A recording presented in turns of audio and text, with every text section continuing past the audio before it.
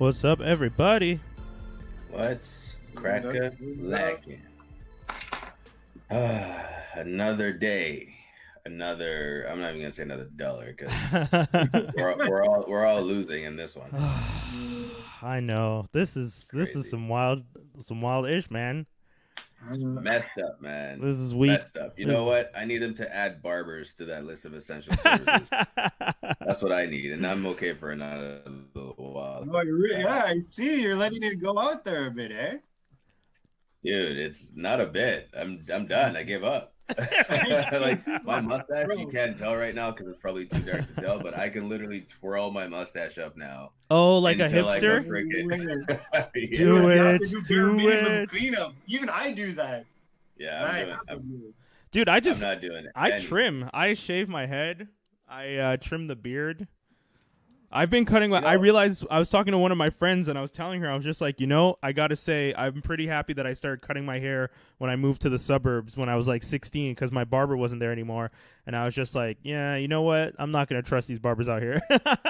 That's so funny. So I'd rather cut it low Caesar than have someone try to mess up in my fade and my hairline. I get it. Honestly, I wish because I used to do that low, like 0.5 or 1 level haircut and that's it and just fix my hairline, but then as I got older, I started to experiment more, grew my hair out a little bit, kind of had some fade situations. So now I'm stuck there. And I'm in this in-between phase for the past month and a half where like my fade has grown in now. So it's literally like I have like a mini fro going on up top. It's interesting. It's interesting. Yeah, I for me it was very much just I was too lazy to because the only place I liked getting my haircut was the one spot over in Uptown across from Côte St. Catherine Metro, and I was just like, if I can't get my haircut there, I'm just that's it. That's a weird one, huh? Like every time I've moved, it's taken me a bit to settle on a barber. I've moved many times too, so trust me, I've done this experiment a few times. I just go in a barber shop, sit down for like up to an hour and just watch the barbers cut, see who gets the most clients, see the haircuts they cut. You know what I mean? Interesting. Okay. I'm also, you scout out your barber. I scout because I'm pretty specific about how I want my beard and my fade done. So I need to know if you have the skills and you're okay with like me giving you some like feedback, like, hey, this is how I like it. And some people are like shy to talk to their barbers about how they like things. And then you end up walking out of there disappointed with your haircut. You just spent money on why, right? So I usually just like say, hey, or I'll show a picture. This is what I do now too. I just bring a picture that I'm like, this is what I like. This is how I like my haircut. You need the picture up? Yes, no? Cool. Thank you. And now it's in your hands. You mess up, I'm walking out of there not paying you. That's that's what it comes down to. That's our goal. Nope, it's slightly off here. I'm out. Listen, I've never had to do that yet, though, to this day. But, I think just the threat of that helps my situation. I definitely couldn't do that. Like, in Uptown, you can't just tell them, I'm not paying you because I don't like the haircut. That's true. Uptown Montreal, you're not getting away with that one. They'll be like, yeah, okay, where, homie? How about you just put that wallet down then and just step away, and we'll handle them. It's like, but I don't want to pay because you didn't do what I want. That's cool, homie. How about you just put the money down and we just let you leave peacefully. I've mastered the friendly neighborhood meathead kind of approach. So I'm nice about it until I ain't got it. Yo, how many weeks have we been doing the quarantine show? Is this the 4th? This is the month. Man. Yeah, this is the 4th. Hot damn. There's no day. There's no such thing as, dude. There's no day of the week anymore. It's yesterday and today. That's it. Yeah. That's how you live. Like, what was yesterday? Yesterday. What's today? Today. That's true. Today is actually technically for me exactly a month to the day that my work told me to be home. Yeah. For me, nice. I went into work on the 13th in the morning only because we had a meeting that day, and I remember thinking, even my partner, she was just like, I really don't want you to go in. You should really be working from home. Things are getting really bad. And I was just like, I'll just go in for this meeting, and then I'll leave after the meeting. I went in, picked up my stuff, went in, sat down, started doing my work. Then they were just like, oh, hey, we're canceling the meeting. And I was just like, cool, packing my stuff up, going home, working from home. they're just like, oh, okay. I was just like, well, I mean, if we're not having the meeting, and they'd already said you can start working from home if you don't feel comfortable working in the office. And I was just like, yeah, I didn't want to come in. I only came in because we had a meeting. Right, so face to face. Yeah. So, and I was just like, I'll, we'll figure it out. And then they sent emails that later that day, and then over the weekend they were like constantly giving updates, and then all of a sudden they sent one on the Monday morning being like early, like maybe at 12 a.m. saying like people can work from home if you have to work from home.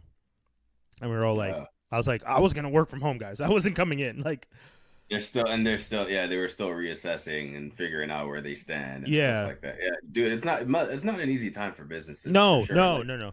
And again, that was my whole thing, right? Like I've never been upset about what happened in my situation. Like I told you guys right off the bat, and a lot of people keep asking me like, yo, how are you not annoyed? And I'm just like, I mean, I'm disappointed, but I also know that this is literally the situation. It is a global thing. So nature of it for sure. Yeah. And dude, we're in the same boat as wrestlers right now. A whole bunch of WWE people got laid off.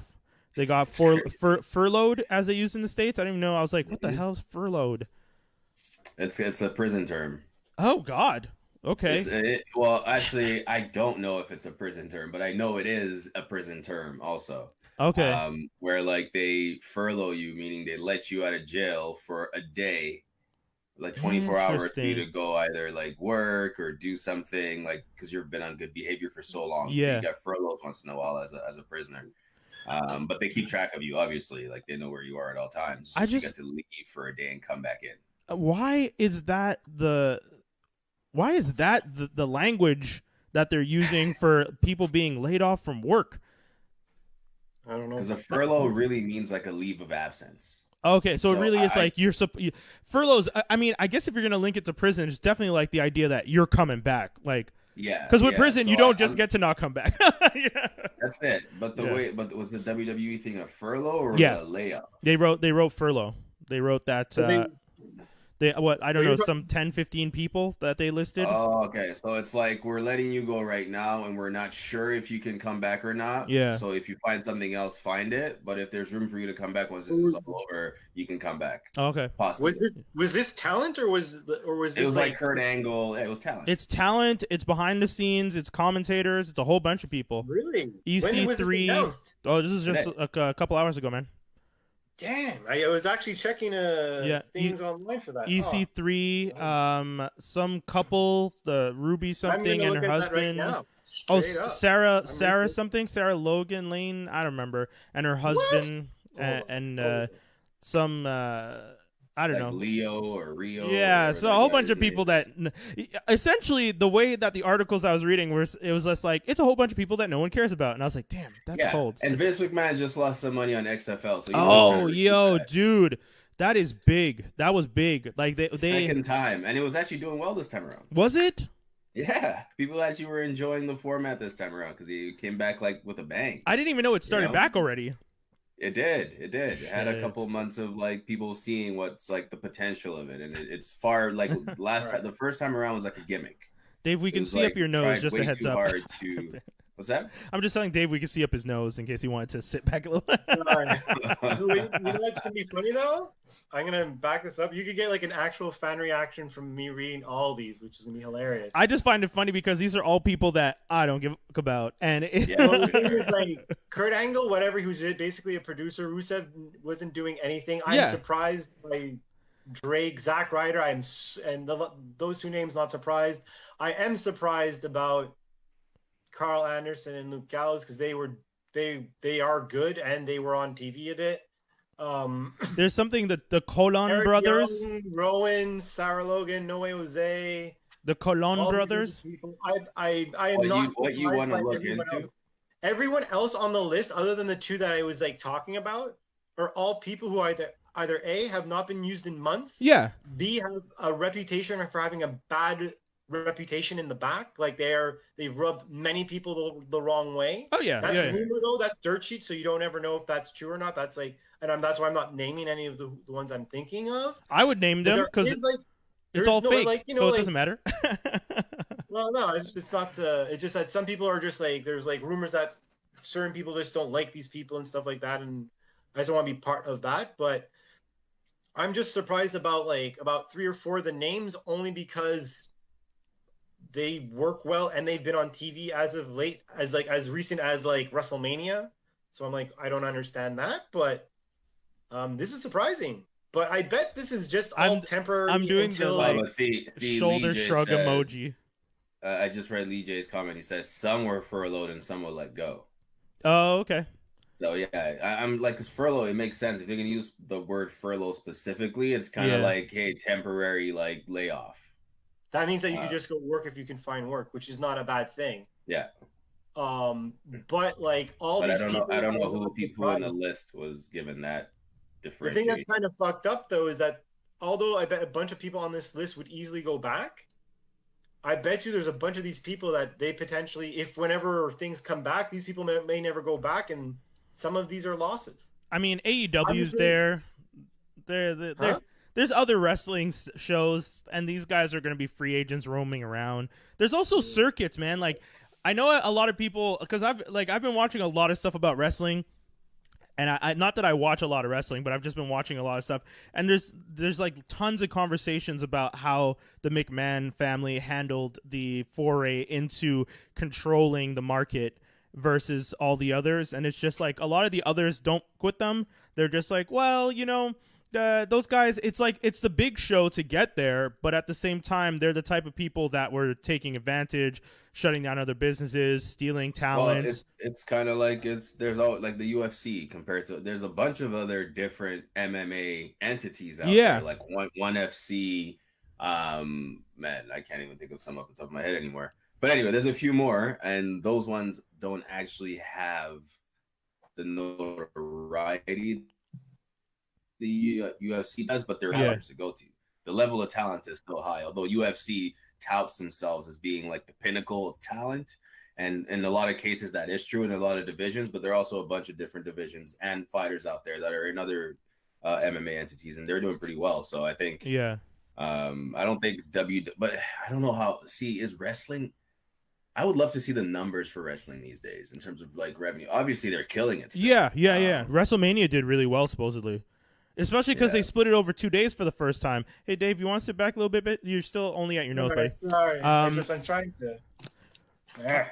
If anything, there you go. But yeah, they split WrestleMania into 2 days, which was a big thing for people there. For pay-per-view, that was kind of huge because they did. Each day was separate, and you could get them as a package, which I personally think is kind of nasty, because that's like, imagine you have the basketball package, and they tell you that you can watch game 1 through 3 of a series, but you have to pay to watch the rest of the game. It's like, yo, dude, this is all part of the same. This is one event. Like, this is, That's true. I'd be annoyed with that. It's much better for the actual presentation, because the show started getting to be like 8 hours long. Yeah, but also don't do it that long. It's scripted. You can cut your shit down. Like, that's like that. You know why they can't do that though? Because already you're to cut it down even more. Like, you're explaining to me why someone who owns a property and writes it can't cut down the property they own and make it tighter?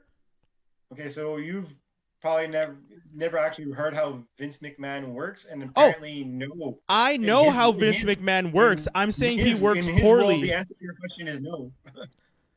Sure. I'm just saying he is not good at it. Sure, it's a big money grab, but it's a bad way to run business when fans are going to realize you're essentially just trying to pull money out of our pockets. Well, also, the thing about it being that, like, you're right, it doesn't have to be that long. No way. I don't agree with splitting it in 2 days, but they should actually move more with the UFC format, where you have more frequent fights and more frequent pay-per-views. So like a pay-per-view every month, like all the events of that month culminate to a pay-per-view at the end of that month, and kind of have that every month. So that way you're not waiting for this big WrestleMania event. How often is wrestling? It's yearly, right? Yeah, but they do have events every 2 months now in pay-per-view, it seems like, because when I was there's like something in pay-per-view. There's like there's WrestleMania, then there's something else, then there's SummerSlam, then there's something else. There's like every couple months there's something. Well, every month there's at least a pay-per-view. Oh, is there? Yeah. Every month there's that's what I thought. For WWE, every month there's a pay-per-view. Is that recent or was it always like that? No, that's recent. The original stage was only WrestleMania. Then they was called the original 4, which was WrestleMania, SummerSlam, Royal Rumble, SummerSlam, and oh my god, I can't believe I'm forgetting this right now. Royal Rumble, SummerSlam. The Survivor Series was the original one. Survivor Series was on hold for a while, but it came back. So you had those Survivor Series. Yeah, you had those were the initial 4. After when it was only WrestleMania, then it was those, and then it evolved to eventually being once a month at one point because they had 2 different shows, and the shows were so big with how many people were on the roster. They actually had 2 pay-per-views a month, which was just wild. And like, as someone who tried to watch that content, yeah, I was like, this is way too much. I'm not even down. Yeah. Well, that makes sense now to me. It's just kind of to loop into our damn vid day of the day. Yeah. The fact that the WWE was deemed an essential business in Florida. Yeah. And now they're allowed to resume TV production. Which to me seems crazy. One thing about the furlong thing, though. Furlough. Yeah. Oh, real quick. Devin jumped in and said Bray Wyatt versus Cena in the Funhouse was awesome. I agree. I watched that one. That was a pretty interesting. It was entertaining. But once again, that wasn't a wrestling match to me. That was John Cena acting in a scene. Yo, they should have, but that's what I'm saying. WWE should do more of that. Yeah, I'm fine with that. At WrestleMania, but like apparently the stuff that was filmed and scripted, we talked about it last episode. But Randy Orton versus Edge, too long. It did not need to be that long. You didn't need them to go around the entire Performance Center 3 times and then fight in the back on top of that was way I was watching that and I was just like, don't get me wrong. If you want to do a good, strong, solid fight, do a good, strong, solid fight. You don't need them to just keep doing this ridiculousness. At one point, one of them is climbing onto the lights over a conference table just to drop down on the other one. And I was just like, what the why are you making it this long? And then that's why it gets split over 2 days, because you have some matches that are literally 35 to 40 minutes. And then you have the final match of the night that was 12 minutes long. Some final matches of the night that I've witnessed within 3-4 minutes. I know, yeah. Yeah, no, because Goldberg comes in and does a spear and it's over. The championship was won within 5 minutes, bell to bell. Yeah, that's crazy. And that to me, I didn't need it to be. I don't need it to be 40 minutes, but I expected it to be some minutes. Yeah, a better. I wonder if a lot of those fights though is because the wrestler AI there isn't ready, the way they've scripted it. What they showed on Raw the next night was that Big Show showed up and then fought Homeboy. So supposedly he had 2 matches in one night.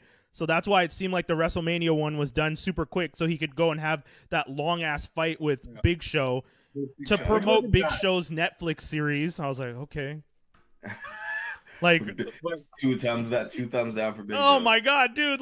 The fact that you have Big Show coming back to a post WrestleMania fight on Raw just to promote his new Netflix series and all the other. I was like, what are you doing? That's nuts. Agreed about the Edge Orton match. Yeah, Devin says he agrees. But yeah, anyways, it was dude. Come on, I was like, I watched that and I was just like, I know I haven't watched wrestling in a while, but guys, that is some beyond logical shit right there.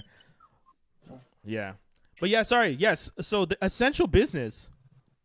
Yeah. That's what's weird about that though, is that I was reading today that they got approached by the police several times to stop and they didn't. Yeah. During the process. Yeah. And then even apparently after they got the that order, they were still coming to them saying that they were supposed to close and they never did.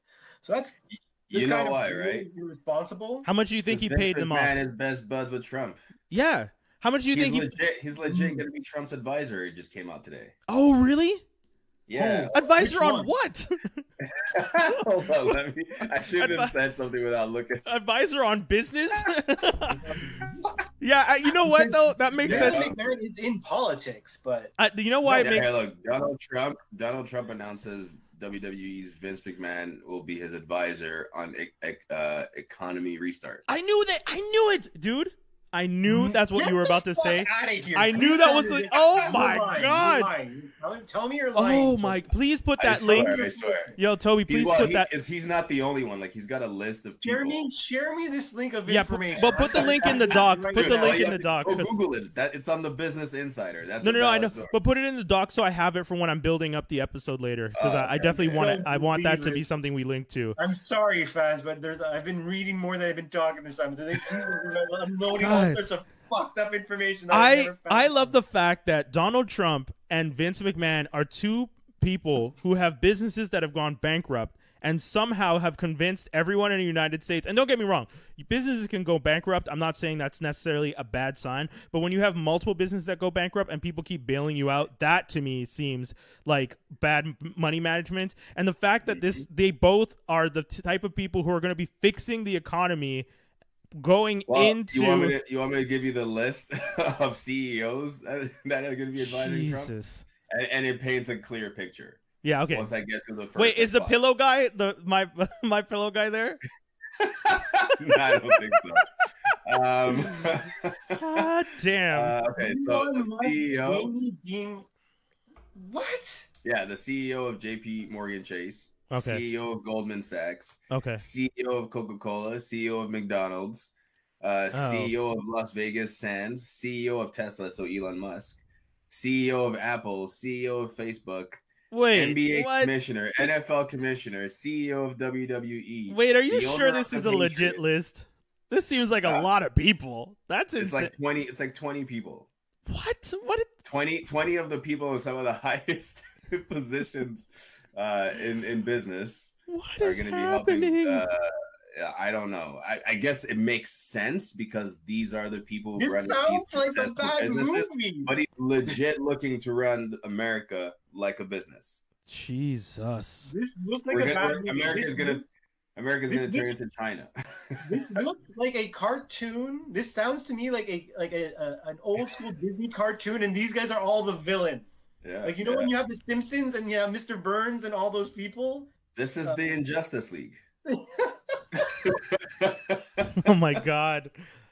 It's sad that you say that, we laugh, but it's such an accurate statement of what it looks like.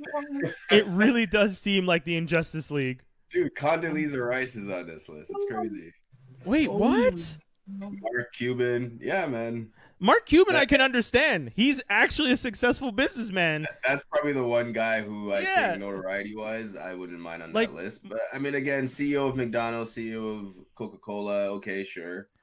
You know what it also sounds like? It sounds like the Injustice League, but it also sounds like the raft that they're going to use to go to Mars when the planet dies. It's like bring all those CEOs and their partners and then bounce. Leave us all behind. Leave us all behind. I wonder what Steve Forbes, the editor-in-chief of Forbes magazine, is doing on the list. God damn. I swear, he legit just went into his phone and went, "Oh, who were the last 15 people I spoke to?" And just started checking them off the list. That is the most stupidest thing I've ever heard. That is Instead crazy. of actually I have to share this information with my friends immediately. This is ridiculous. Instead of going for actual people who are savvy, economists or people who. Anyway, it's interesting. Once again, like you were saying, this comes down to them running it like a business and not asking, like you were saying, economists and people who study the market. They're just asking people who play. It's like asking someone who plays in the sandbox to build the sandbox. Yeah, it's fucking dumb. And don't get me wrong, you can have someone who plays in the sandbox give you ideas on how the sandbox should be built. But you should also have contractors who have built sandboxes before and have the idea of what a sandbox should look like and can help you build the plans so that you could bring that out, give it life. It was great when I read this today. It was a lot of important news coming out lately. I am so concerned about the world we live in right now that it is scary. It is scary. It's great. I can't believe that this is what is of importance. I mean, I'm not shocked that this is the stuff that everyone's reporting because like Tobi was saying last week, finding good geek news and rumors and stuff has gotten harder because everything's being shut down or furloughed as we're learning now. But So I get that the weird news is the stuff that's going to start coming out more, and this is definitely the weirder news. Like, much weirder news. I would not have expected anything like this to be coming out about... I mean, I guess in politics it makes sense, but good God. So, speaking of weird things coming out of this whole epidemic... I'm surprised right now. I'm shocked. How are you? It'll be all right, Dave. We'll be fine. How does it feel to sort of feel like... I'm assuming Montreal right now is just enforcing... or walking the edge of what people would call martial law in certain areas? I have not gone further than 15 to 20 minutes at most by bike from my house, so I have no clue what's going on. I've seen people post pictures, but it's I've just been staying home. I hate to make this comparison, but I feel like it's the only one that it'll feel real. Okay, wait. But, are you sure this is what you want to say?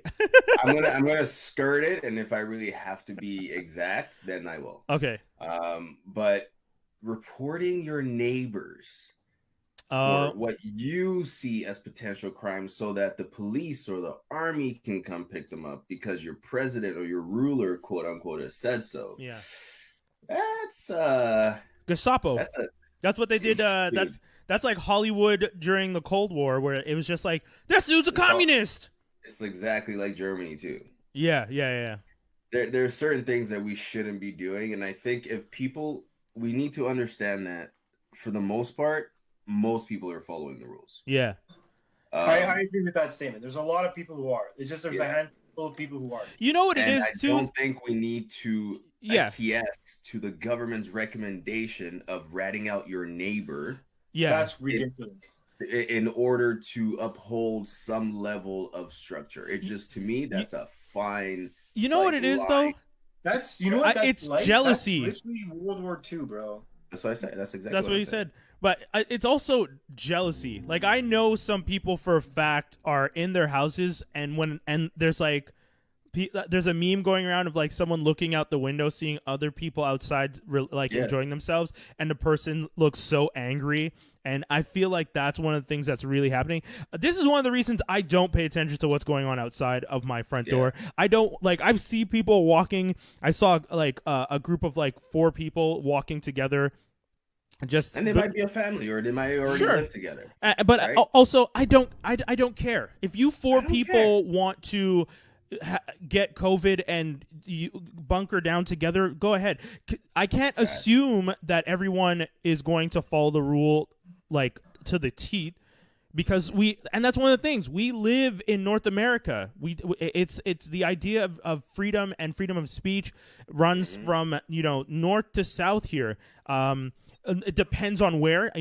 Mexico might not have it as free as we do in the past, and the United States, it depends on certain parts of the country, and even in Canada it depends on certain parts of the country. But at the end of the day, the idea is that you're supposed to be able to be free.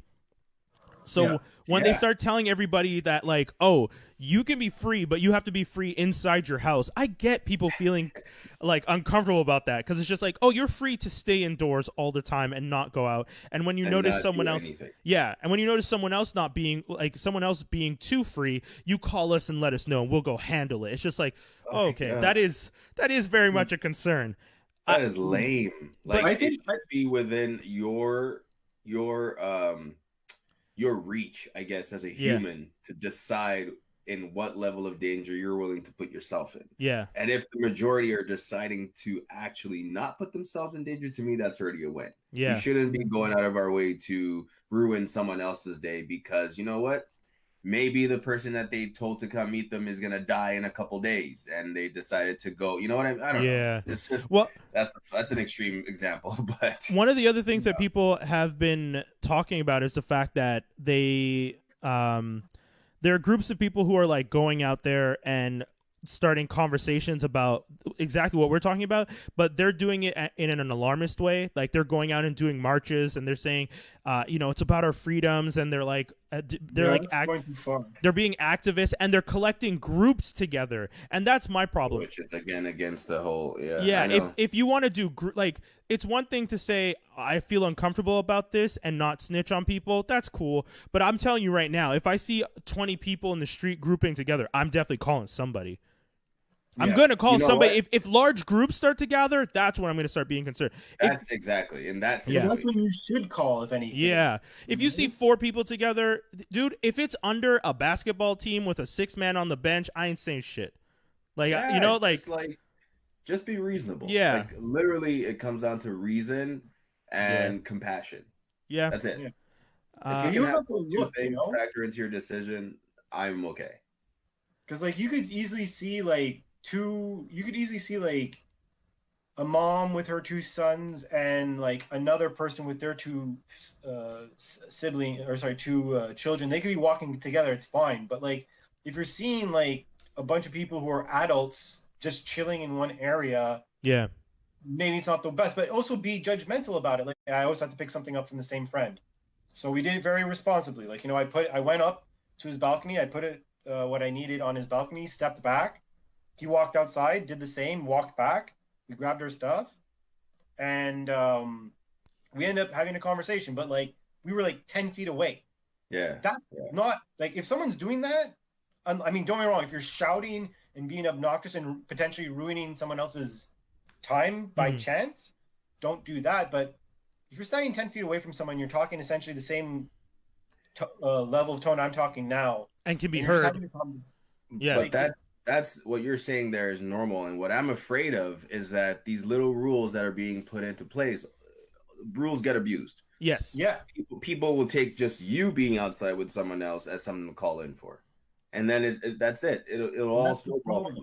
Yeah. That's a problem. I'd rather just not have that rule in place and just say, hey, constantly keep pushing the message of social distancing. If that's what you feel we need to do as a people for now. Yeah. But trust your citizens. Like, nothing crazy has been happening, by the way, for them to do this. It's just a few reported incidences of people still gathering in groups, not really getting it, which is fine, but it's such a small percentage of the population that it doesn't warrant you telling your citizens to now start turning on each other. And that's a fine, slippery slope, dude.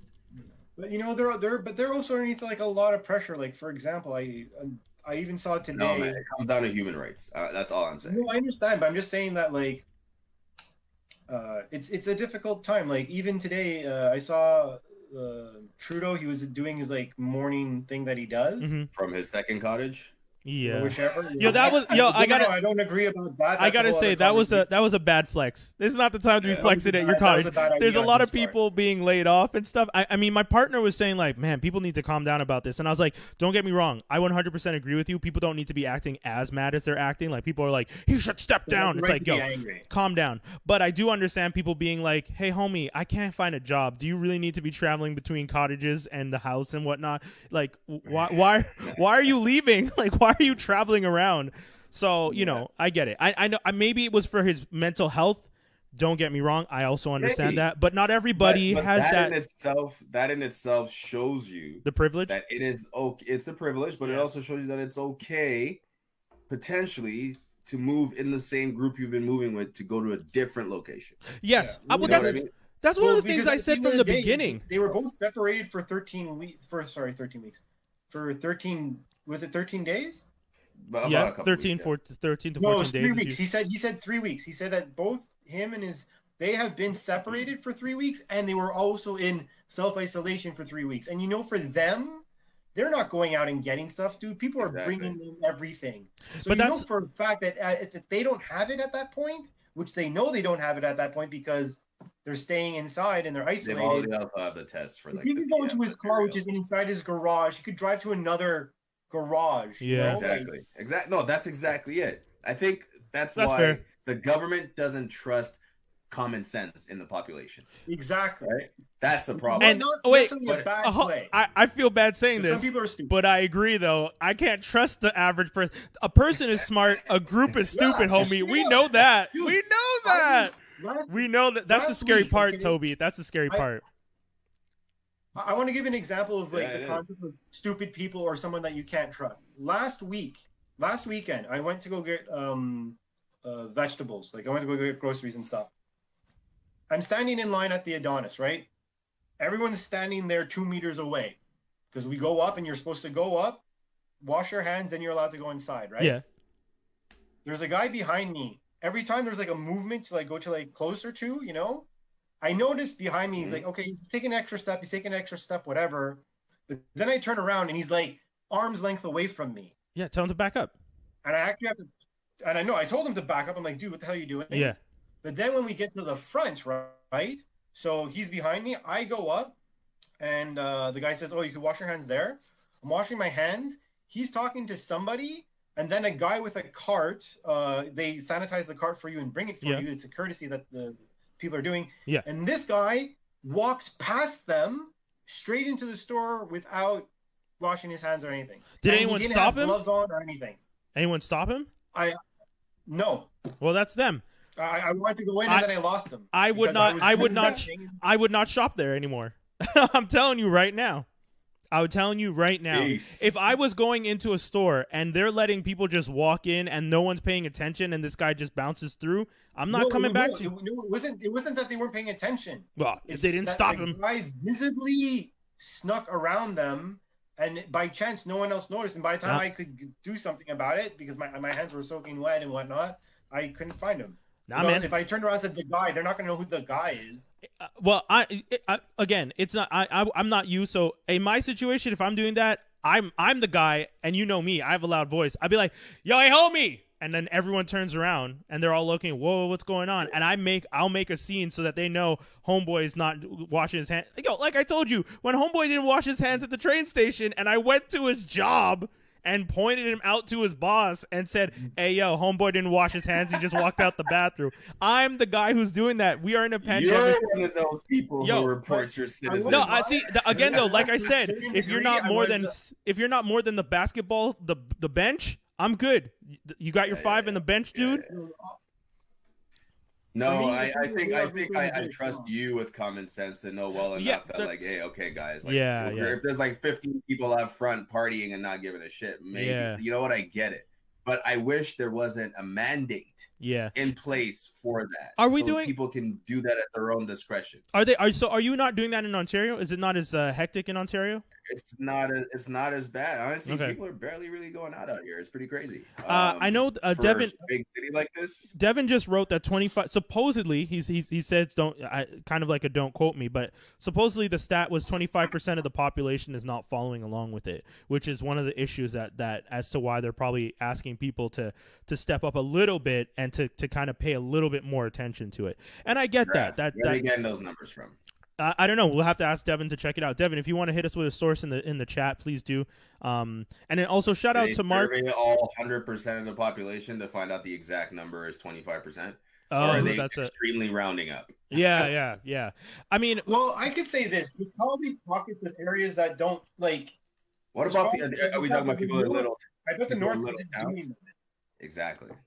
Like, what population are we talking about? You don't need to worry about that either, though. Well, it's not that they don't need to worry, but the chances are highly less. Yeah, 100%. Like, there are so many, when it comes to studies and experiments and stuff, there's so many controls that have to be in place. Oh, I agree with that. If those things to me aren't in place, I don't care. I agree with that. One of the things, though, for this whole situation, it has been a little difficult for people of color. That's another thing. And I think, if anything, Tobi, that's one of the things that you were touching on when you brought this subject up. Calling the cops on your neighbor can go really wrong if you're a person of color. There was one shot. They showed one scene. And China. Yeah. Yo, China. Dude, China is just kicking Africans out. It's insane. What the? Dude. Really? Yeah. There's a whole bunch of articles. People who started this and wanted compassion. This is like, dude, yeah. This is insane. I was reading it and I was just like, and dude, you're right too. When I read it, I was just like, wait, how are you blaming Africans when it started in Wuhan? Like, why? Like, oh, tourists are bringing it back. That's why people are getting sick again. No, you guys got lax on your quarantine.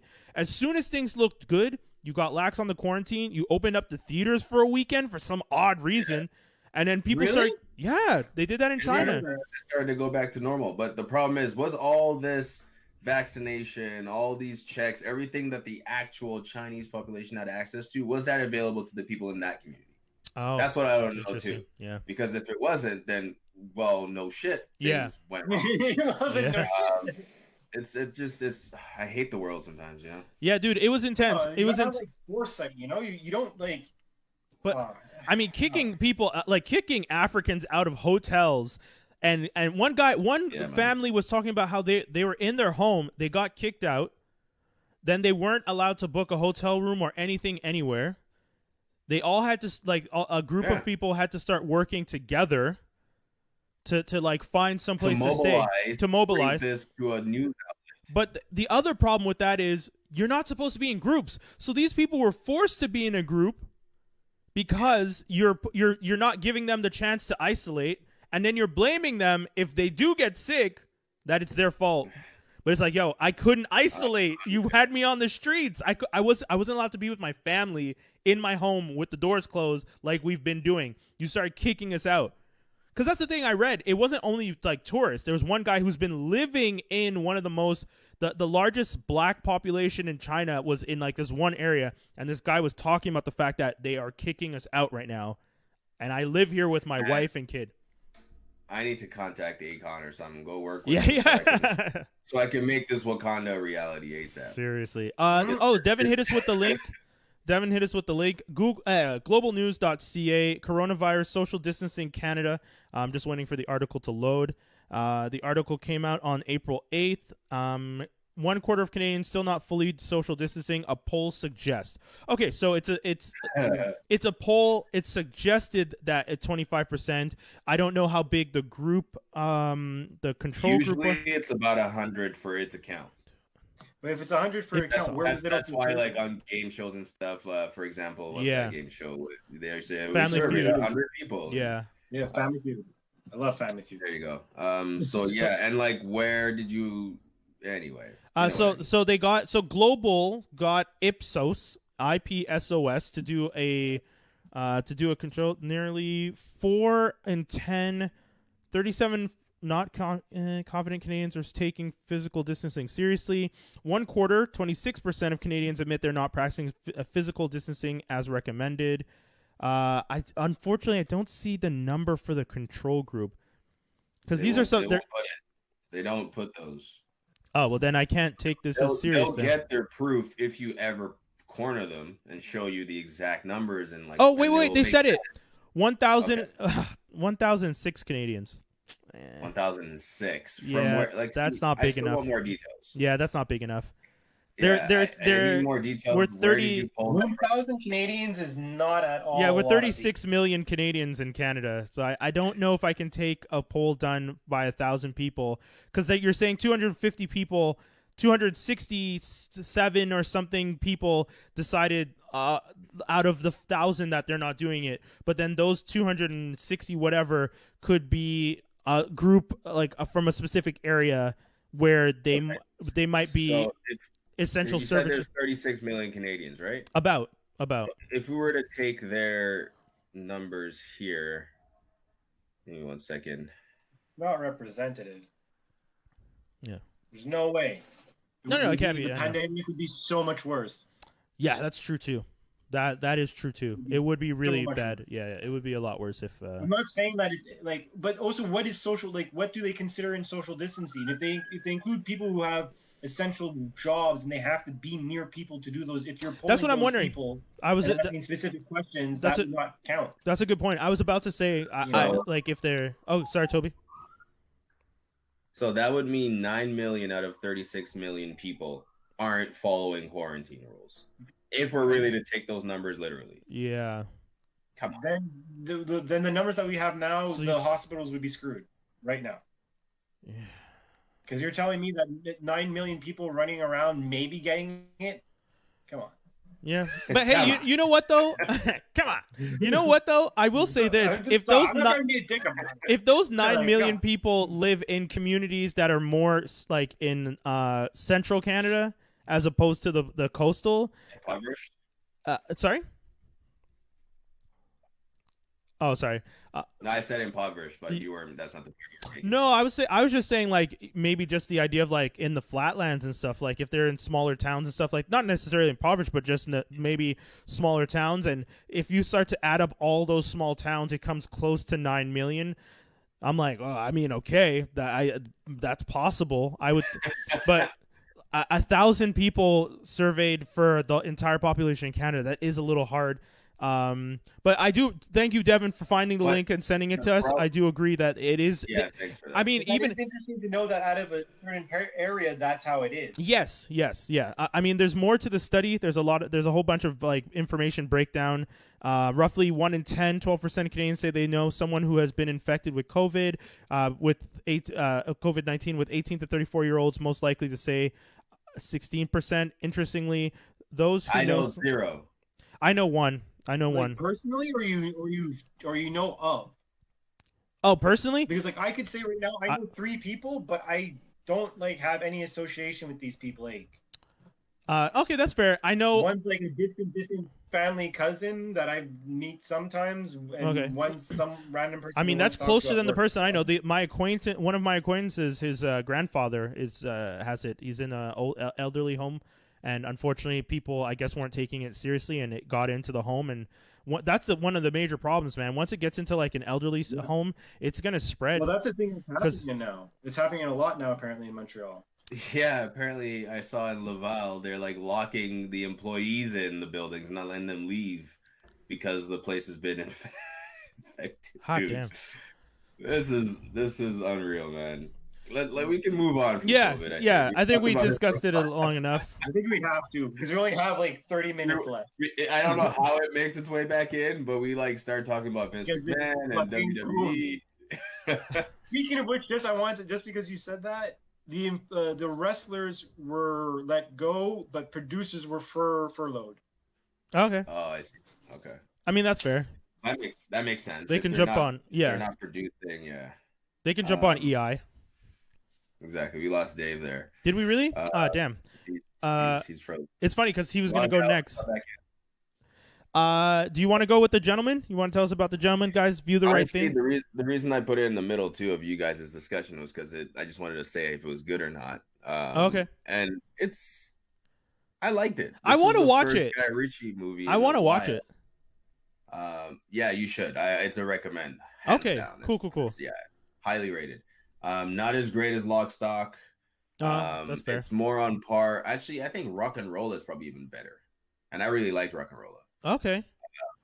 But this is like modern times. He does a good job of not repeating a lot of his same tropes. Okay. But the story is told in the same way, where it's kind of always told backwards, right? It's like you see the end first, or the possible end, and then you actually get to know the players in the story. And just to touch on it quickly, it's about an American expat who leaves America. Yeah, McConaughey. Yeah. He's Mickey Pearson in this. He somehow works his way up into the underworld and begins to run a highly profitable marijuana empire. Okay. In London. And then I guess after a few years of being on top and known as being this ruthless guy, now it's the typical story. This is where it's kind of the same, whereas he's trying to get out of the business. Yeah. Have you ever seen Layer Cake with Daniel Craig? No. Is it good? I've wanted to watch that. Layer Cake is fantastic. Okay. This was like, I saw that, I was like, oh, this guy's Bond. Not doing any crazy stunts, but the swagger and the dude. That's awesome. Okay. So this kind of reminded me of Layer Cake in that sense. Guy made it big, but now he's like, okay, I'm trying to get out now. But nobody's the moment the news went out that he's trying to get out, everyone's trying to take over. You know what I'm saying? Yes. Yeah. So it's him trying to protect himself. And his business, his wife, from this. And his wife was supposed to be played by Kate Beckinsale, actually, but she dropped out. Oh. And this, I guess she's unknown because I don't really know Michelle Dockery from anything. I'll look her up. To be honest, she's probably an English actress that I've never heard of. It seems like I think she's known from Downton Abbey, Dockery. Maybe. And who else? There's a bunch of people. Charlie Hunnam is in it. Yes. Jeremy Strong. He plays his muscle, Farrell. right? Huh? He plays his muscle? Yeah, he plays. If you've seen Harley Quinn, He's like Victor. Victor. Oh, Zaz. Yeah. Okay. But like psychotic. Psycho. Oh, okay. Less psychotic, but he turns it on when he needs to be. You know okay, because Zaz is Zaz. You're talking about a crazy ass motherfucker. Zaz is not even here mentally. God, yeah, exactly. But he's the opposite of Zaz in that sense, personality wise. But he's down to get down like Zaz is. Okay, that's cool. Yeah. Who else? Hugh Grant. I loved Hugh Grant's character in this. I actually like seeing him as a slimy sleazeball journalist trying to make his ends. They're trying to get his ends. He was trying to blackmail Charlie Hunnam and Mickey Pearson because he's been following them for a while. He has all this photographic evidence of their business dealings, and he's like, listen, I know who's doing this. If you give me money, I can give you, you know what I'm saying? He's trying to get money, and he's the one telling the story. Wait, what? Okay, I was gonna say if I'm in the drug trade and someone comes up to me, a journalist comes up to me like that, unless he has a fail safe, I'm killing him. I mean, I'm not a right. So you're wondering that as he's telling the story, but as he's telling the story, you're getting the answers as to possibly why they can't do that. Okay. But then at the same time, it looks like they could do it to him, but then they can't. So it does a good job of playing with your sensibilities. In that I would imagine get this guy out. If he knows too much, get rid of him. Exactly. But yeah, I love this performance in this. Matthew McConaughey was playing Matthew McConaughey in a sense. Oh boy, with a dark side. He's been pretty good at acting. Yeah, he's been pretty good at acting outside of that though. In recent history. Yeah, that's true. So it's not complete McConaughey. It's a tad of it with a hint of evil. So it's good. He's just not. Dallas Buyers Club. It was McConaughey, but he's also a guy with AIDS and He's you could tell no, there's layers to this acting. It's McConaughey in essence, but the layer of the things he has to do are there, so. Yeah, this required a lot less acting. He's not the most interesting character in the whole story. How's my boy Jeremy Strong? Jeremy Strong plays hold on. He plays Matthew. He's this he's from Succession, and I love him on that show. Yeah, he kills it. He plays cool. I don't know his sexual orientation, but he plays a flamboyant sort of. he's American as well in this. Okay. And he plays a flamboyant, another guy who runs a successful business. He's trying to buy Mickey Pearson's business from him. Oh, okay. So Mickey Pearson kind of goes in and shows him the operations, how it runs. He's like, this is what you can get it for, and the guy's like, well, if you're going there's a whole bunch of reasons as to why he could get it at a discount, but Matthew McConaughey is like, no, this is why it's profitable for this long. So just it's a business deal. Okay. And then you find out, it's weird telling how a Guy Ritchie movie goes. Yeah. Because I can say one thing and it gives away because of the way it's tied together. But they play off of each other pretty damn well. And what's his name is in it? Henry Golding. The Asian dude. Yes, he is. I think he was in Crazy Rich Asians. Oh, hey, homie's back. He plays this character called Dry Eye. Oh, there he is. Sorry about that. Yeah, it's okay. He plays this character called Dry Eye. Okay. Now, the moment they said his name, I was like, why is he called Dry Eye? You never get an explanation. Okay. And I almost feel like it's one of those situations where they introduce a character and there's a scene they filmed that explains why a character is called something, but it got removed or deleted from the finished product. So now you're just left with a guy called Dry Eye who does all these crazy things. And he's part of I think it's the Yakuza or some London affiliate of that. Honestly, it's really well put together. I would give it a strong 7.5. Okay, maybe I'll watch that tonight because I've been wanting compared to other Guy Ritchie movies. I've been wanting to watch it for a while. Gentleman, right? Yeah, I've been wanting to watch it for a while, and every time I see it, I'm like, oh, you know what? Maybe I'll wait until I have nothing else to do or nothing else to watch. But I keep thinking I really do want to watch this. This looks like it could be really dope. So I think I'm gonna check it out. I'm gonna check it out because it seems cool. Yeah, it's a fun watch. I was not bored at all throughout the whole process. Dope. It's in the same vein of Lock, Stock with a hint of rock and roller.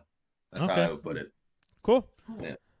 Dave, you wrote down you wanted to talk about the one and only Brooklyn Nine-Nine. Love that fucking show and love that they personally, for this show, I mean, there's a lot of episodes that they have on an annual basis. Yeah. And one of my favorite ones is obviously the Halloween episode. And when I read Valo Easter, I was like, what the fuck? Yeah. And then when I started it, I'm like, no fucking way. And well, just a quick thing. They came back after Halloween this year is the thing, right? Is that why someone was trying to explain that to me, that this year they came back after Easter. So that was the reason that they decided to do it the way they did it, where you got to see it.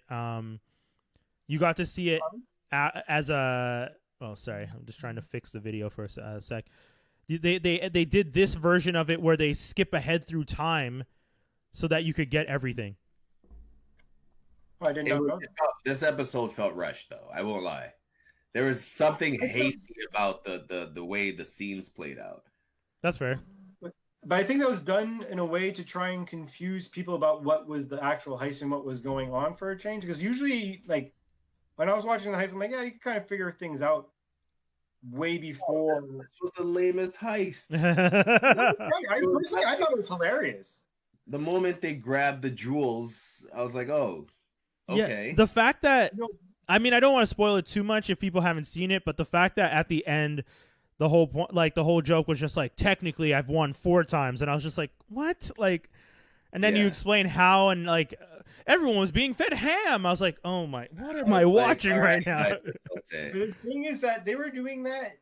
I mean, the ham thing was obviously silly, but the other thing was because they were doing that because some of them being the original 2 and Amy, take it way too far every year. And it's like, yo, this doesn't matter. And that's all. I think, honestly, there's also a chance that this may have been a way to kind of maybe write that off, but who knows? Well, also, like maybe next year they're not going to do an episode like that, you know? Also, the fact that Amy was pregnant and that they jumped back in time after announcing her pregnancy. That's why this episode felt so off. Yeah, I was just like, why didn't you guys do this episode before the episode where you find out she's pregnant? It would have been easier. Far more exciting episode. Yeah, I feel like the episode order was weird. I feel that's one of the things. I agree. I get it's an Easter episode, but you could have done it a week before Easter or something. Yeah. Or 2. No one would have cared. And then, wait, where did Dave go? Harley Quinn, Dave? I was about to destroy one of my collectibles. I'm sorry. You should have let it. I'm like, this is Dave's segment. He's supposed to be talking about Harley Quinn. Dave's out of frame, just walking around. I'm like, so sorry, what is happening? I can't let that happen. Brooklyn Nine-Nine, strong season. This latest episode, not the strongest. Yeah. But everything else still great. Funny. I still laughed a lot. Good. In my opinion. Don't get me wrong. But I'm a super fan of the show. So. I still laughed, but question then. I laughed, but compared to the other episodes of the season, would you say this is as strong? Being honest with yourself? I'm a super fan. I would say it's on par.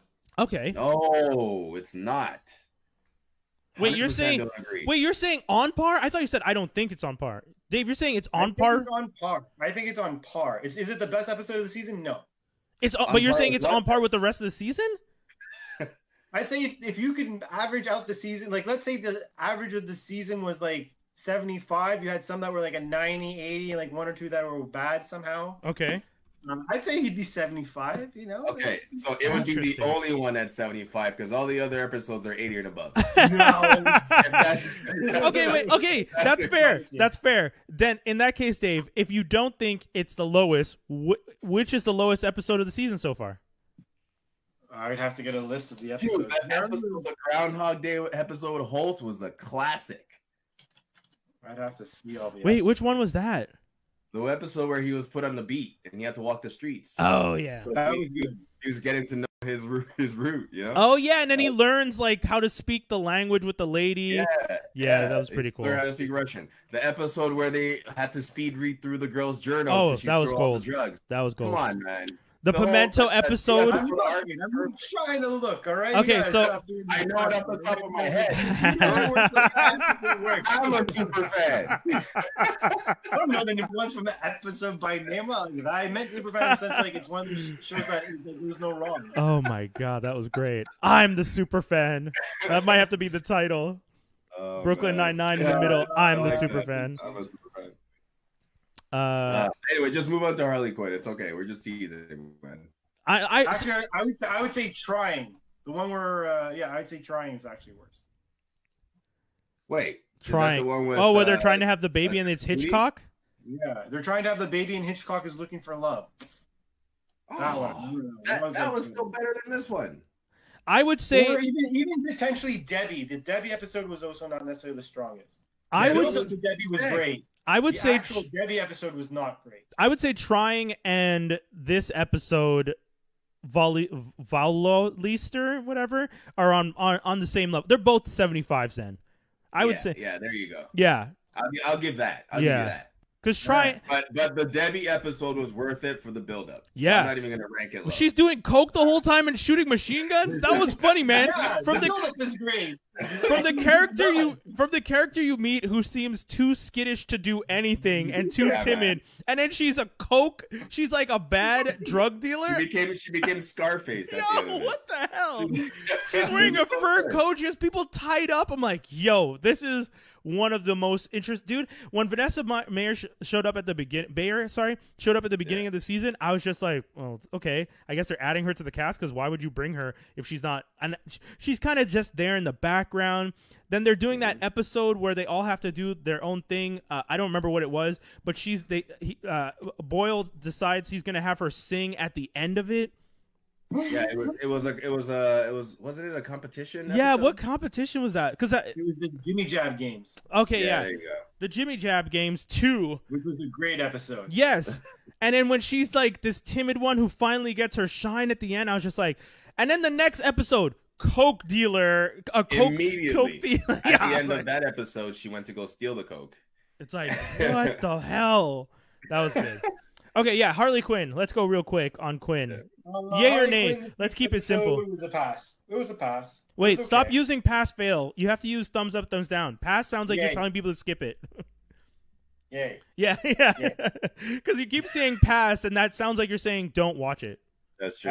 That's why I'm doing the... Good God. No, people listening right now don't know what. Yeah, that's what I'm saying. Thumbs up. He's saying to watch it. I am saying also agreed.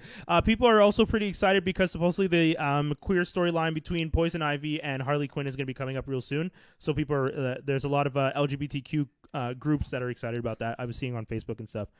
Cool. That's going to be overdue. Might be too late, but hey. Well, they're only because they do it in the comic book.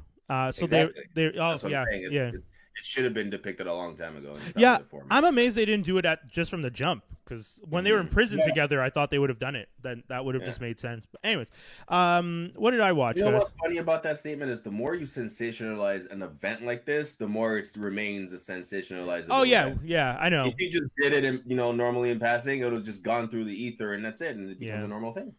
Anyway, I know originally people were just excited that it was going to happen because people shipped those two a lot. So people were just excited. But then a lot of the groups, like I'm in different groups, and a lot of people were just like, yes! And they were like really excited about like LGBTQ representation. I was like, that's fair. I mean, again, dude, Toby, you and I, if we were watching TV in the like late 60s, every time a black person came on, I would have been on the rooftop saying, yeah, nigga, like I'm Hondo P. 100%. Yeah. So I totally get it. It was as recent as Black Panther, that feeling. Yeah. So true. 20 movies, give us one black lead. That's crazy. Tales of the Loop, Amazon series that just came out. Wild. Guys, I gotta say, I didn't understand. I didn't know what I was about to watch, and the way they did it is, it's kind of like, I'm trying to think of what show it's like. You remember Erie, Indiana, where like when we were kids, and every episode was kind of just like a different weird adventure that happened to someone in the town. Right. Tales of the Loop. It's always the same two kids, but it's always attached to somebody else. So instead of having the same two kids, you just have a town, and everyone's connected to this one specific thing in the town, and you start to find out that there's lots of weird things that are happening to the people in the town. And this, like, I don't want to give away anything, but there's like Amazon all of the whole season's out, right? Yeah. Amazon drops the whole thing, but there's like a plant in the town that is studying something specific, and everyone is being affected by the thing they're studying. if that's vague enough. Interesting. And the thing that's really cool about the series is the series takes place in what I would say is the 80s, but it's like it's the 80s. It's always that in between that you're never sure. But no, this one it's definitely sure because you could tell it's the 80s. Okay. The only thing is there's like really weird because it's like an alternate reality. So it's like the 80s, but they're like they have hovering tractors. And they have all this like super cool technology that doesn't make sense for the 80s, but it is definitely the 80s. Like, okay, it's just like an alternate reality. Then, yeah, kind of. Yeah. I mean, I've seen a lot of these kinds of shows because I see the RoboCop freaking robot in one of these images. Yeah, dude. There's a lot of different like there's robot. Yeah, that's one thing. There's like robots in the series. There's teleportation. I guess.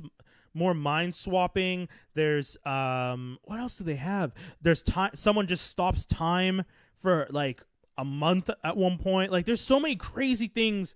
There's time travel. Like there's so many crazy things. It feels like an anthological series because every episode is different, but it focuses on a different person in the town, and you see that you get connected to that person from episode to episode. The townspeople who live above the loop, a machine built to unlock and explore the mysteries of the universe, experience things previously consigned to the realm of science fiction. Ooh. Yeah. It's fun, man. It's a fun watch. I really like it. I think the storytelling is interesting. I like the actors that they got. There's some cool actors in there. There's one episode where I got really mad. Like I haven't been mad at something, and every time I see that character come on the screen, I get mad when I see them, and I'm like, that's good acting. Really? That's good acting when I hate you after. You know what I mean? Yeah. So, yeah. That's good acting when I hate you after. Yo, dude. True though, man. Yeah. That should be the name of the episode. Like, that's how you get typecast, or that's how you just don't get any other role because people get so attached to how you portrayed something. I feel sorry for Joffrey. What's their name from One Flew Over the Cuckoo's Nest? Jack Nicholson? Who's the girl? What's it? Mrs. Cratchit or whatever? The girl who portrayed that character who was like the bad guy? But I think that was more of a not the bad guy. Sorry, wrong movie. No. Mrs. Cratchit from One Flew Over the Cuckoo's Nest. After she played that role, she basically couldn't act anymore because everyone's like, they hate you so much that they don't want to cast you in anything. Yeah. I mean, what's his name? Jason Alexander had the same thing. After Seinfeld, he couldn't get cast. But, a lot of casting agents would be like, we don't want people to look up at the screen and go, George. And I was just like, damn, that sucks, man. You do such a good job in something that you get punished for it. Glitch Tech is another show. It's on Netflix. It is like a perfect throwback to the cartoons that we would have watched on a Saturday morning as a kid. I'm definitely telling people. Amazing. Yeah, I'm definitely telling people if you're looking for something to watch, it's fun. It's a team of two. They're hunting glitches from video games that have come into the real world. It's super fun. Yeah, where do you find that? Netflix. Glitch Tech. How come I didn't hear about that? It's a cartoon. It's a kid's cartoon. I just watched it because I was like, what is this? And I kept seeing it popping up. And I was just like, you know what? I'm not going to watch this. I've watched enough cartoons recently. Let's watch something serious. That's interesting. Yeah, and then one day I ended up, it was like early in the morning. My partner was still sleeping. I was in bed on my phone. I had my headphones in. And I was just like, you know what? Let me just watch it. And then I had to get out of the bed because I started laughing in the first episode. And I was just like, I don't want to wake her up. And then I ended up, because it's only 20-minute episodes. Do you think you're more receptive to content now that you have no choice but to watch more? Me? Specifically? Yeah. No, because there's a lot of shows that I watched in the past 2 weeks that I just stopped watching. Like, I would watch an episode and be like, nope. Okay. Dave, you jumped in twice. That makes Hey, Dave. God damn it again. Yeah. Can you close the other one? All right. Oh, there we go. This poor guy. He's having so much trouble today. But yeah, I mean, sorry. Wow, no, Dave, it didn't work. Comes in Sorry, man. I just finished, grocery shopping and things. Ladies and gentlemen, Skinny has joined the chat. We're wiping down everything currently. That's fair. Dave, you can leave. Danny. Get out of here. Hi, guys. Get your own show. Hey. You're stealing airtime. Social interaction. I'll take whatever I can get. Just saw everybody at the grocery store. What's up, guys? How you doing? What's up, man? Social damn. I love it. Sorry, What's guys. up, Daddy? You were live, by the way, so everyone saw you. I'm trying to fix the framing because it got switched up. I know every time I bump in. I know. I'm sorry. Can you go real quick with what you watched? Did you have anything you want to talk about? Because we're about to go into geek news and rumors. We watched Orthodox or Unorthodox? Yeah. Orthodox. Okay, so Orthodox is this shit that is like completely in Hebrew. So you got to read translations. It tells the story of this girl. Her name is Etsy. It's short for, I'm going to say Esther. Do we want Daddy to tell the story? No. Okay. You're like cueing her in every 2 seconds. Well, she watched it. I just got over the reading, but essentially the beginning is Etsy is a, I guess, traditionally Jewish girl from Williamsburg, New York. Yeah, Orthodox. Orthodox. Doesn't really have a background, or at least a background that you know of. You find out that she had like a troubled past with her mom. Her dad's a bit of an alcoholic. You find out why later. She bounces from the religion. Her husband, who is named Yankee, convenient, he goes out looking for her with his brother Moishes. Moishes is super evil, doesn't give a damn. Yankee is a Yankee. He very, very, how do you say, close-minded, very, very, I'm going to say just his world is small. He hasn't really lived. He's traditional. And the show is all right. I'm going to say it's a yay because it's only 4 or 5 episodes. I'm gonna say it's a nay because it's a lot of reading. Is that the one with the girl shaving her head in the promotional? Yeah. Okay, I've seen that. It didn't look. See, sometimes it's about the presentation. It wasn't great. The presentation. If it doesn't look good just from the image you showed, I might not click into it. Netflix. Netflix. But okay, that's good to know. I might add it to my maybe list. Yeah, it's random. It's very random. She takes off from New York with no luggage, no change of clothes, nothing. She ends up in, like, I'm going to say a random European country is Berlin. She ends up in Berlin and just is there. She just gets herself into like a music school. Like, it's just, things would not happen like that in the real world. I'm sorry. Okay. Interesting. But I'm sure this story is probably familiar to a lot of people. Yeah. Because it looks like the storyline is she was brought up in an ultra-Orthodox community in Williamsburg, and she leaves behind an arranged marriage and a tight-knit faith community. So it's kind of like a rebellion of sorts. Yeah. She was already in the marriage. She was a year in the marriage. It's not like it was arranged. Like, she was happy at the wedding, and then she just out. I mean, how do you know she was happy? Yeah, that's the thing. So. Mind you, yeah, but you better smile in a tight-knit community. I think she was just smiling because it was over, because the way they depicted the wedding and how it's done, no diss to traditional Jewish culture, but that shit looked painful. Yeah. That shit looked long. I'm sure. I don't like long ceremonies myself, dragged out over days. Yeah, also, I'm not sure if whoever wrote the book had something against her community or if she was of an ex-community person, because, like, they didn't paint it nice at all. Yeah, I can only imagine.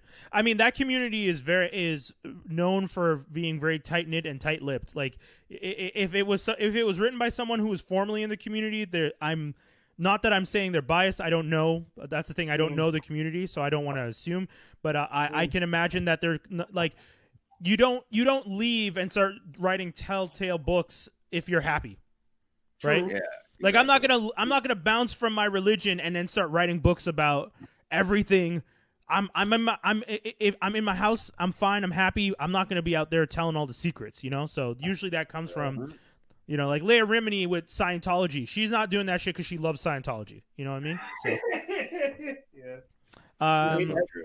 Going to geek news and rumors. Geek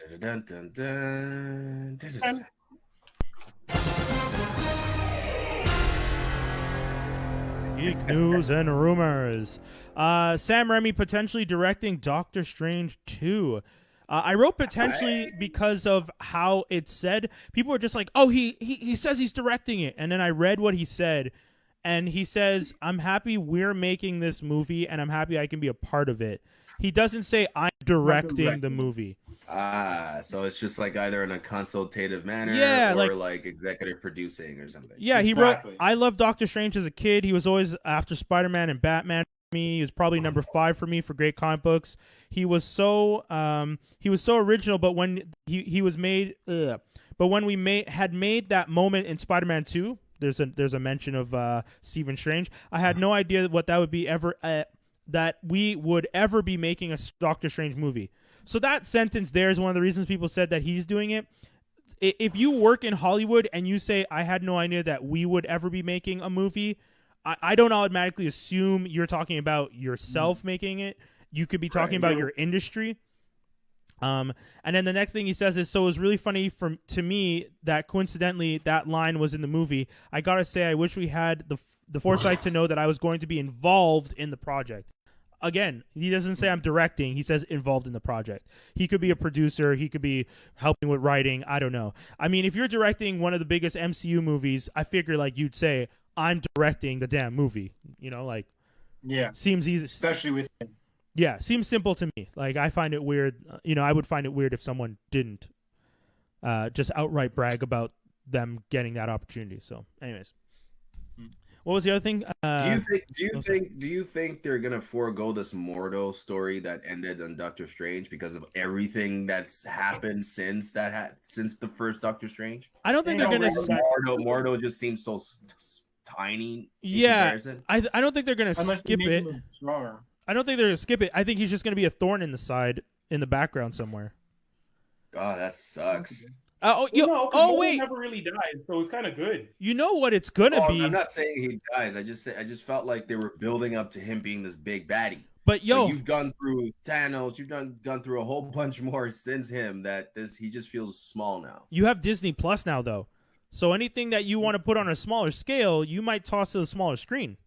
So if you want to have him do his side story as a companion piece, you could do something like that. Sorry, Dave, you're completely blocked by the logo now because I had to reframe. Yeah. It's gonna phase into the logo. Shout outs to my cap that I'm wearing. This is a Fantastic Four cap right now that I'm showing only because Fantastic Four rumor, baby. This one. Oh yeah, Tobi. You got this one just a little while ago. Entertainment Canada. I mean, hey, it's a valid source. Source. Dude, I respect it. I like when it's a local one. Entertainment Tonight Canada. That's dope. I don't know how. I like the idea of us breaking news in Canada somehow. But apparently the rumors are, and we've had rumors of this with his wife, Emily Blunt, meeting with Marvel over the past few months, or in talks with Marvel to portray Sue Storm. But apparently there are rumors now that John Krasinski possibly met with Marvel execs to discuss a multitude of projects, not limited to the Marvel Cinematic Universe. That's big, man.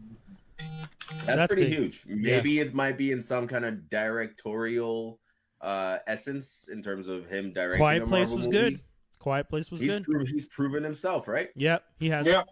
So I think I wouldn't mind if he directs a movie, something fun with a little side of eerie to it. Matter of fact, I feel like something along the lines of The Guardians would have been good for John Krasinski. Okay. But give him what? Secret Wars. Not bad. Yeah. Like, I feel like something along the horror line, something along like a scare. Does Marvel have anything sort of aside from Doctor Strange? I mean, Annihilation. They gave a lot of the stuff, their scarier stuff, because they had, like, what's his name? It was all Fox stuff. Oh, but I guess they own Fox now, so. Yeah. Because, like, the Blade stuff and the Morbius stuff. Oh, Morbius is over at Sony. That's true. But, like, at the end of the day, the main rumor here is the fact that since his wife was in talks to play Sue Storm, he would be the perfect fit to play Reed Richards. Well, people have been posting pictures of, like, him as Reed Richards for a while now, too. Because I keep seeing that on G. Yeah. So I was the fans have had quite a bit of I guess say in casting a lot these days. So yeah, you were saying what's his name? The homeboy that played Roy, Alston something. What's his name? Colton Haynes. Colton Haynes. Roy from Arrow could play Johnny Storm. I thought that was dope. I thought that was really dope. And then yes. And then you said John Hamm for the Thing, right? Yeah, man. Yeah. Because you need someone who I feel like you mentioned earlier that John. For some reason, we've gotten this portrayal of Ben being this like big brute bald-headed guy. Like that's not that's not his initial person. Like his in the comic book, he's like a really good looking fit fighter pilot. Exactly. Yeah. Around the same age as Reed Richards. Yep. Maybe a little older, maybe a little younger. John Hamm is like 48, something like that. Okay. John Krasinski is about 40. Yeah. So it's okay in terms of age, and he plays that fine line of comedic, straight man. He's played evil. He's played bad. Yeah. You know what I mean? He's got every facet needed to go through the range of emotions someone like that would go through when your whole look and aesthetics changes and on a dime, right? So I could see him really pulling that off. I'm actually down with that. The one character we didn't cast, who are we putting as Victor? Not Doom, as Victor that went to school with them to introduce to come down later. Oh, that's an origin story, isn't it? Yeah, that's the origin story. All three of them went to school together. No, I'm saying you're calling for an origin story. No. But okay. They can already be the Fantastic Four. Mm-hmm. But Victor isn't really Doom as we know him as Doom. He's still pretty much just Victor. Victor Von Doom, yeah. Because Victor does it like that last movie changed it where he gets changed at the same time as them. But from what I understand, that's not the origin story for how he gets scarred and stuff. No, he wasn't on the ship with them. Yeah, he wasn't on the ship with them. So you could still have it that they get changed and Victor, who was always like nemesis with Reed when they were in school, are still at each other's throat in the sense that like, especially that Victor would get jealous of the fact that Reed and his family went into space, come back with cosmic radiation, and now are a public superhero team. And Victor is sitting there being the leader of a country possibly, or the heir apparent, however you want to tell the story, who was trained in America and is now jealous that his American nemesis has just taken off with invisibility and then does his experiment. So yes, I guess you're right. It's an origin story for Victor, but not the Fantastic Four. All right, hear me out then. Oh, okay. If we're going to go with the Fantastic Four later, as in like they're older and we don't actually flash back to him being in school with them and stuff like, whatever. That's true. I would go with Mads Mikkelsen as Dr. Doom. Ooh, that was nice. If we're going with a younger, but Mads Mikkelsen, he's already been in the movie. He's in Strange, no? Isn't Mads Mikkelsen the guy that? Oh yes, you're right. Damn it! That's good casting, though. It's not the first time that they've reused. True. You know who could do the older one, but would just never do it because he would never do a comic book movie? Who? I think Leonardo DiCaprio would be able to do a good one. As Victor? Dude. I think so. I feel like he takes himself too seriously to do something like that, though. Yeah, no. Well, that's why I'm saying it would never happen, but like, I could see that if he were to like stoop. Man, I forgot that Mads was in Doctor Strange. Damn. Yeah. Okay, what about the guy who plays Legion, Dan Stevens? Oh, okay. Yeah. What about that could work too. Sorry, Skinny, what'd you say? What about the guy who played Dexter? Oh, interesting. Okay, Michael C. Hall. Yeah, that's interesting. I know. He's got range. He does have range. As Victor, though, I just don't know if. Jamie Lannister. Oh, Nikolaj. What's his name? Wald something. Yeah, he's already got one of the names too. Dave. That's some good fucking black hair. He's already there. That's some good casting. That could be interesting. And that's the other thing. You don't have to give him the accent in real life. You don't have to give him the black hair though. Just give him a salt and pepper. Just like darken the hair, a little dark, because his hair is actually a lot darker at the end of Game of Thrones. So just get it a little bit darker. Put some salt and pepper in there, and you got your Victor. Interesting. Not bad at all. That's nice. That's a good call, man. That's a good call. Okay. You can also use now that I'm thinking about it. What's that guy from man? He was in Smallville. He came back. He played. Oh my gosh, he was like this weapon in Smallville. Oh, fuck, what's his name? Metallo? David Bloom. Brainiac? No, was it Brainiac he ended up playing? Hold on, David Bloom. David Bloom. I don't know who David Bloom is. Oh yeah, Doomsday. He played Doomsday? What is his shirt face? Yeah. Oh, don't worry about my shirt. He played Doomsday in Smallville years ago. Okay, interesting. Yeah, I don't know if you remember that guy, but anyway, it just popped in my head. David Bloom, you said? Yeah. No, was the name of the character in Smallville. Oh, okay. I think his real name is Sam Witwer something. Oh, that guy came back. Isn't that guy on Supergirl? Yes. Yeah, he plays like head of the. Okay, I don't necessarily. I don't like him for Victor, but I want him in the MCU. I want that guy in there. In some form, right? Yeah, he's the star actor. of the Force. What's the Star Wars Force video games? He was the lead character you played as. Force Awakens. No, Force Awakens is a movie, but no, that's the movie. You're talking about Force Unleashed. Yeah, something like that. Yeah. Okay. The main actor for that character.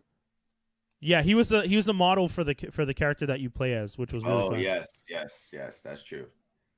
Facts. Yeah, would work. Just gotta ugly him up a little bit. That's about it. What was the last bit of news we had? Last bit of news. Fat cat baby. Oh my god. Okay, so I mean, if this baby doesn't turn out to be a girl and end up being Huntress in like 10 years, I'm gonna be annoyed. Yeah, I was gonna say the same. Well, Batman and Selena Kyle. Sorry, Bruce Wayne and Selena Kyle are having a baby. In the comics? Yeah. Didn't she leave his ass at the altar? They're back. They're back still together. fucking her? Of course. Have you seen Catwoman? Wouldn't you? Get out of here. No. Not if she Selena left me. Kyle? Come on, baby. Homie. I'm Batman. It's not like she left him because she was bored. She left him because like their lives are insane. The Joker's trying to leave him because she was bored. Yeah.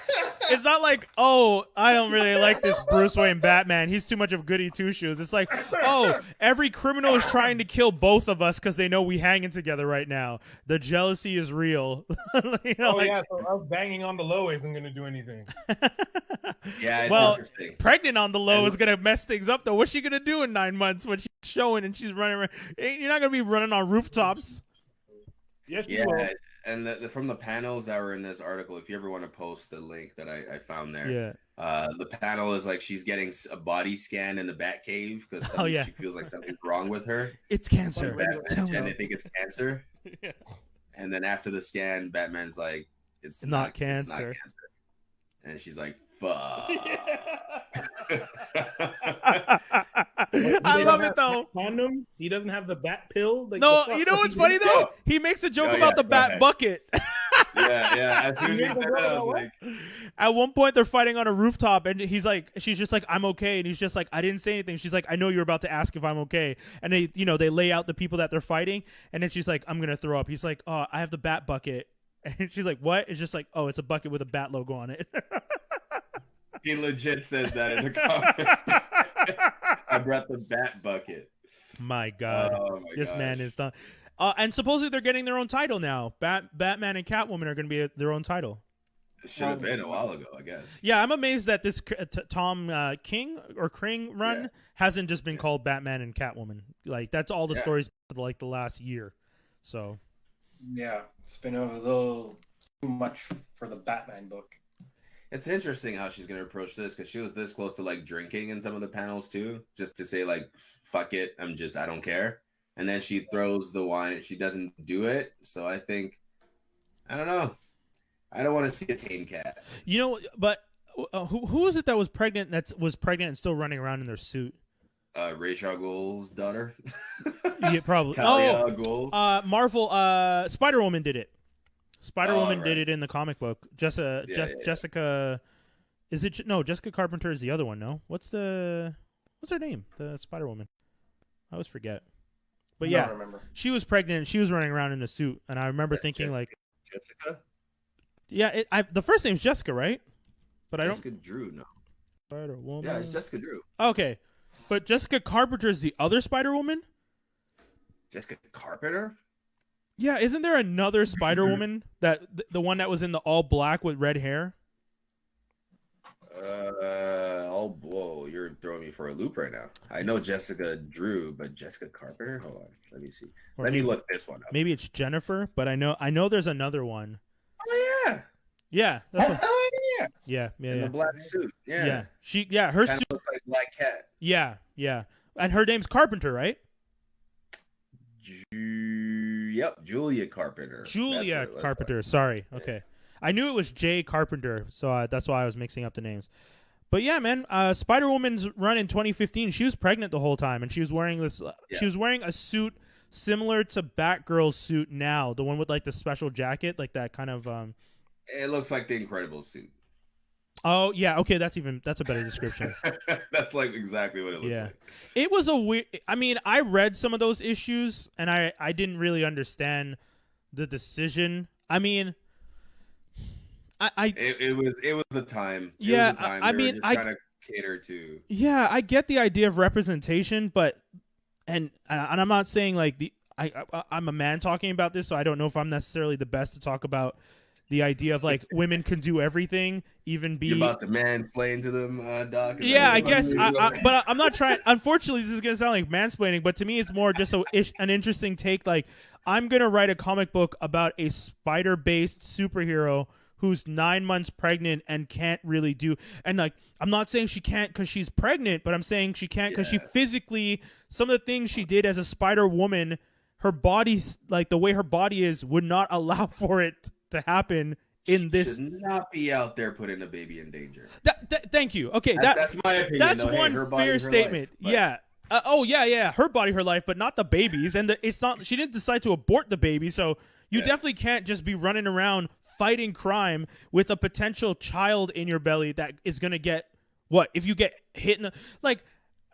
I guess the criminals aren't going to punch you in the stomach because they're just like, oh my god, she's pregnant. But I'm also not going to just let you arrest me. I'm still running, so I'm hoping you're slow. I'm hoping you're slower because you're pregnant, and I'm going to take off. I guarantee though that this is a perfect like pregnant person cosplay right there. Yeah, true. I will give you that. Easy. I'll give you that. Yeah, guys, that's pretty much the whole show, man. Yeah, buddy. Skinny, you missed out a whole bunch of conversations about wrestling and stuff at the beginning, but you'll have to check it out when the episode drops. It's all good. I mean, you guys, they probably handled the wrestling talk as much. We did, because I'm a super fan. Yeah. No, you're not. I would have loved to hear what you're going to say. No, it was a reference to something else. Yeah. The title of the episode is going to be I'm the super fan or I'm a super fan? I'm a super fan. I'm a super fan. You love that fucking show, though. God. Guys, always fun. Always great times doing the show with you boys. Anything you guys want to tell people before we... I'm jumping over to Battle Canada because they're doing another live stream. So if you guys were tuned in last week, we broadcast a live stream after our show here on FranklinArmstrong.com and on Facebook.com/FranklinArmstrong.DOTCOM. So we're going to be doing that again this week right after us. So if you guys have not had a chance to check out last week's episode, you can do that after, and also watch the one that's going to be airing right after this. But yeah, best of Montreal, guys. It got pushed to May 10th. The deadline is now May 10th. So if you guys have not voted, and you can also please tell your friends, remind everybody that to keep voting because the voting is still open until May 10th now. So if you guys haven't voted that once per IP address, wink. You should just remind them, post it up again. Yeah, I'm definitely going to. Actually, I'll put the image right now. But it's also at the beginning of the podcast, right? If you watch this video on Facebook. Yeah, and I'm going to put it up right now. So yeah, if you guys are looking for some fun, awesome content, Geektastic Cypher has always had your back. If you're looking for the best radio show in the city, The Morning Detours had your back. The best radio host, Wizzy Moonchaser. The best website, FranklinArmstrong.com. Best Instagram, actionfigyskinny. And podcast, category 24, Geektastic Cypher. Again, I know it says on the screen right now the deadline's April 12th, but like I am saying right now, so if you're listening to this and not just looking at the image, May 10th is the new deadline. So make sure you go check that out. That's pretty much the whole show, guys. Anything? No, we're done. We're... Nothing, man. Y'all stay safe. Y'all stay fine. Y'all stay happy and keep your minds busy before you go crazy. True. Go for some walks, but not in groups. Did y'all talk about the battle? Preem and Rizza? No, we didn't talk about it. Man, y'all niggas suck. All right. I mean, you can't come in and tell us. Why didn't you put it on the doc if you wanted to? Even that way, we would have talked about it even if you weren't there. Because y'all were hip hop fans. How'd you guys even forget that? Listen, I didn't forget it. It was good. Primo won. There you go. Rizza held it down, but we'll debate that later. Anyway. How do you compete with Primo, though? I know. That's what I didn't understand. You pull out Dark Fantasy. That's how you compete with Primo. I don't know, man. The way he pulled out that Kanye, I was like, oh, it's on. Anyways, next week. We'll talk about it some more next week. We'll talk about all the... Oh, and maybe a little bit of the Tory Lanez live streams, because I watched that for 25 minutes the other day, and I was like, what am I watching? What is happening right now? It's ridiculous. The sound is so on point. Yeah. It's wild. Anyways, okay, we're out, guys. Peace, everybody. Hey. Thanks for tuning in. Geektastic Cypher, FranklinArmstrong.com. That's the collective. Peace out, Poe. Hey.